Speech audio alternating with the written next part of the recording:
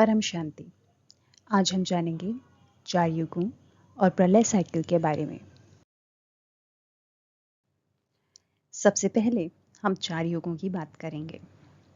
पहला युग होता है सतयुग, जो 17,28,000 साल का होता है।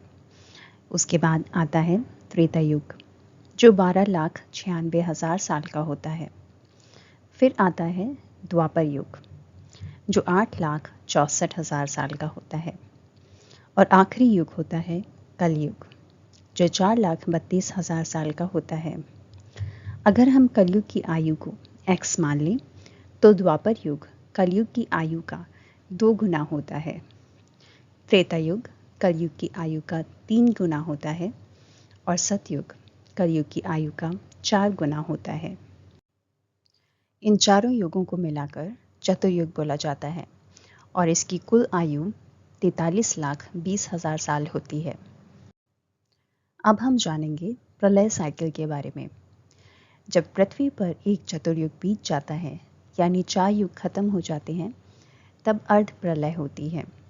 इसी तरह जब 71 बार चतुर्युग बीत जाते हैं तो उसे एक मनवंतर कहते हैं। उस समय प्रलय होती है।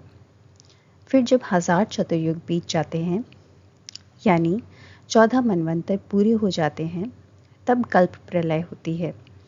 और जब 36,000 कल्प बीत जाते हैं, तब एक महाकल्प प्रलय होती है।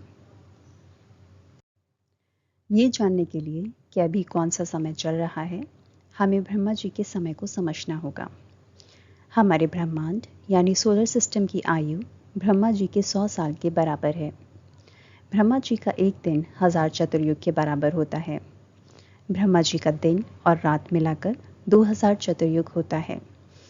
इसी तरह जब ब्रह्मा जी के 50 साल पूरे होते हैं तो उसे एक परार्ध कहते हैं और ब्रह्मा जी के 100 साल पूरे होने पर 2 परार्ध पूरे हो जाते हैं। 2 परार्ध का समय पृथ्वी के समय में देखा जाए तो 31 नील 10 खरब 40 करोड़ साल होता है। अब हम जानेंगे कि हम अभी वर्तमान में किस समय में हैं।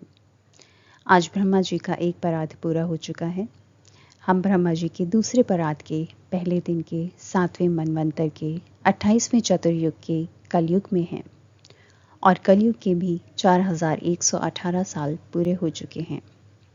अगर आप इस बारे में और जानना चाहते हैं तो बापू जी दशरथ भाई पटेल जी की बेहद का परम ज्ञान किताब इसको पढ़ सकते हैं। ऐसी और वीडियोस के लिए हमारे चैनल को सब्सक्राइब करें, साथ ही इस वीडियो को लाइक और शेयर भी करें। अपने अनुभव हमें कमेंट सेक्शन में लिखकर बताएं।